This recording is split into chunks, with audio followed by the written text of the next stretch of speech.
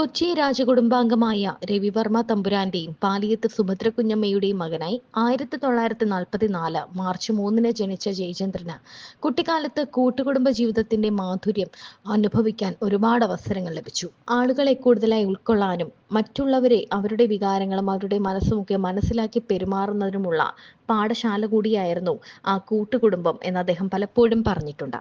പാലിയത്ത് കുടുംബം കുളത്തിലും middle school പഠനകാലത്ത് പെരിയാറ്റിലും അനിയനോടൊപ്പവും കൂട്ടുകാരോടൊപ്പമുള്ള കുളിയും നീന്തലും ഒക്കെ വഴി കുട്ടിക്കാലത്ത് തന്നെ നല്ലൊരു ശരീര ഘടനയാണ് അദ്ദേഹത്തിനുണ്ടായിരുന്നത്. നല്ല ആരോഗ്യമുണ്ടായിരുന്നു. ഈ കുട്ടിക്കാലത്തെ നീന്തലും കുളിയും ഭക്ഷണവും കുടുംബവും എല്ലാം തന്നെയായിരുന്നു തന്റെ ആരോഗ്യ രഹസ്യമെന്ന് അദ്ദേഹം പലപ്പോഴും പറഞ്ഞിട്ടുണ്ട്. ഹൈസ്കൂൾ പഠനകാലത്ത് ഭാഗപത്രപ്രകാരം കിട്ടിയ ഇരിങ്ങാലക്കുടയിലെ വീട്ടിലേക്ക് കുടുംബത്തോടെ താമസം മാറ്റി.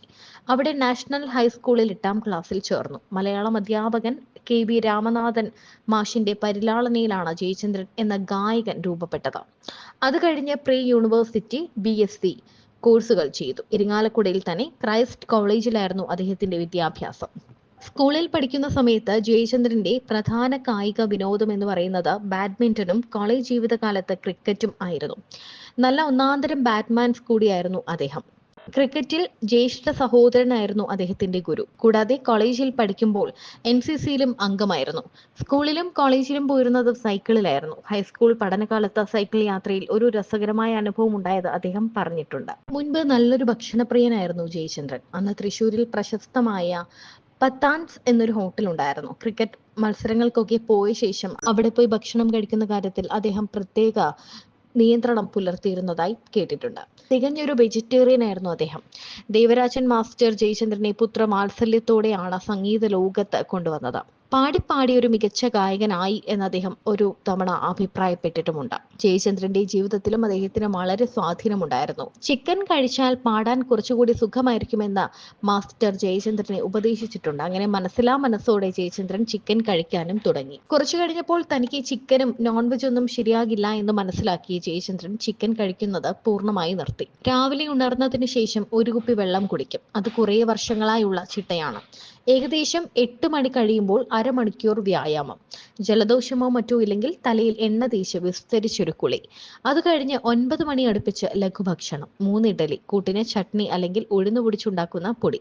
സാധാരണ എല്ലാവരും വെളിച്ചെണ്ണ ഒഴിച്ചു കുഴയ്ക്കും. പക്ഷേ ജയചന്ദ്രന് അതിഷ്ടമല്ല. പകരം ചട്നി തന്നെ ഒഴിച്ച് കുഴച്ച് അത് ഉപയോഗിക്കും. ചായയോ കാപ്പിയോ നിർബന്ധമില്ലായിരുന്നു. ചൂടാക്കി തണുപ്പിച്ച വെള്ളം ധാരാളം കുടിക്കും. 10 മണിയോടെ റെക്കോർഡിംഗ് ഉണ്ടെങ്കിൽ സ്വന്തമായി ഡ്രൈവ് ചെയ്ത് പോകും. അതായിരുന്നു ശീലം.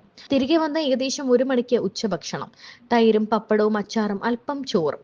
ഇത്രയും തന്നെ അദ്ദേഹത്തിന് ധാരാളമായിരുന്നു. പിന്നെ ഏതെങ്കിലും ഒരു കറിയും കൂടി ഉണ്ടെങ്കിൽ കുശാൽ. 2 മണി മുതൽ 3:30 മണി വരെ ഉച്ചയുറക്കം. ഒരു ചായ കൂടി കഴിഞ്ഞ റെക്കോർഡിംഗ് ഉണ്ടെങ്കിൽ അതിനു പോകും.